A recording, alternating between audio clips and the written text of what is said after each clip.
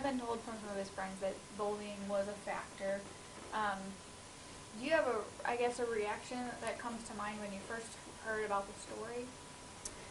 Well, of course it's heartbreaking, regardless of what the cause was behind his decision to take his life. But as far as a reaction, I know just adolescence is such a tough time, so no matter whether bullying was involved or not, just the social pressures can definitely be a factor.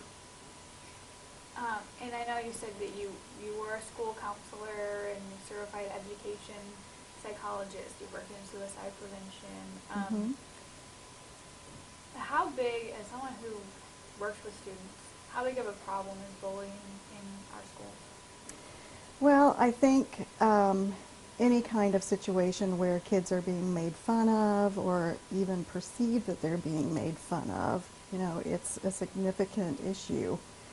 And it does seem like bullying has really risen to the forefront in recent times. So just the fact that there's a perception that bullying is a big deal makes it a big deal with kids.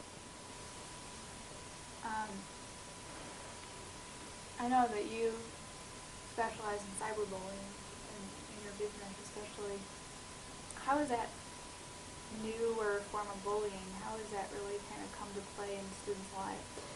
Well, a lot of kids have told us that they feel like it's much easier for kids to engage in the bullying types of comments because they're kind of anonymous behind the screen as far as when they post, they're not posting face to face. So there is a belief that the cyberbullying is becoming more and more common. It does seem to be increasing faster than the regular face-to-face bullying is. Another difference is the cyberbullying doesn't quit at the end of the school day. It's a 24-hour, 7 days a week issue, and it just puts a lot more pressure on kids as far as having to deal with it more and more often than maybe just at school. Tell me a little bit about some of the work that you do with students to try to reverse the trend. We take an approach where we believe that there just needs to be an overall positive community, and it's not an easy problem to solve, and it requires a lot of proaction, a lot of prevention.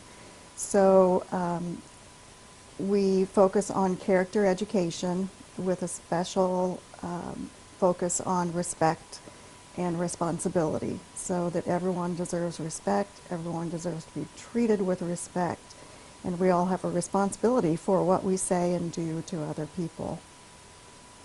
How receptive are kids to this sort of message?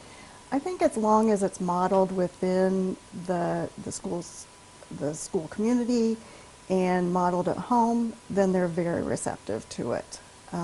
If the adults are doing the things that we are preaching, then they are very receptive.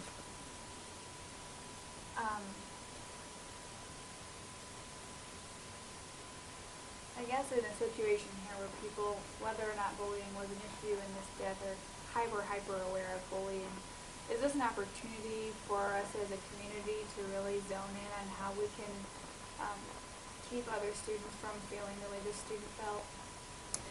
I think we need to. Anytime something like this comes to the forefront, we need to take that as an opportunity to be as positive as possible, and to take the opportunity to teach kids that we must be respectful, that any kind of making fun of others is not okay. Even if it's a joke, it's just not okay to do that.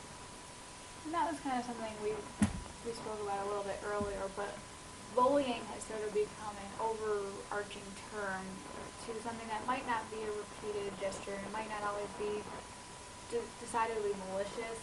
Can you speak to that a little bit about what is bullying and what's not? Well, there are definitions, and there are official definitions, even a federal definition of what bullying is, and as you mentioned, it does include terms like repeated and something that is harmful. But there is a fine line. Regardless of whose definition you're using, there's always going to be a fine line between what is bullying and what's just borderline bullying. And again, it seems to me that we just need to take the stance that respect is the way that we must go, and any kind of making fun or any kind of hurting somebody's feelings just is not acceptable. In your experience, both in Cyber Citizen and before, how many students are being affected by bullying?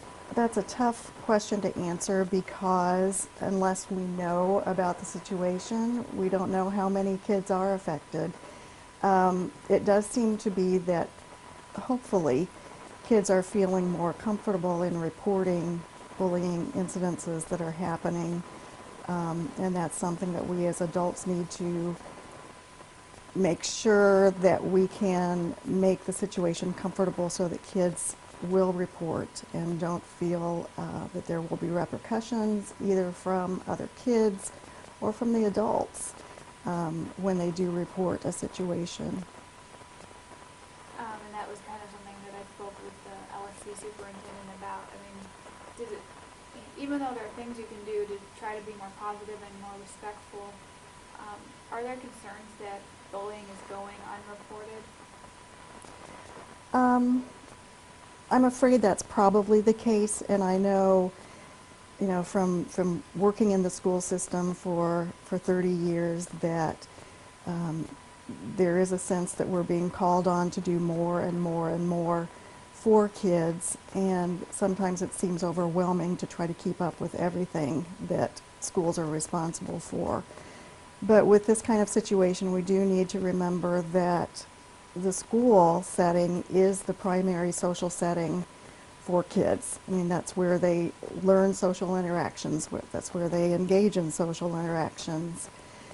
So it's an issue that if it's arising in schools and if it's arising even in between students outside of the school day, if it affects the students' performance during the school day, then it's something that the schools need to address. I mean, obviously you can't be in every school, but as a former counselor, how good of a job are schools doing right now, or are there things they can be doing better? It's tough to generalize because obviously some buildings are going to have different types of atmospheres than other buildings might have, but any building can always increase their efforts to, again, going back to teaching respect, incorporating character education throughout the curriculum, not just making it a standalone program where there's perhaps a convocation here and now or here and then, but incorporating it within the curriculum all day long through English, through math, through music, through art. It's something that we can just really hammer into the kids and help them incorporate it into their lives.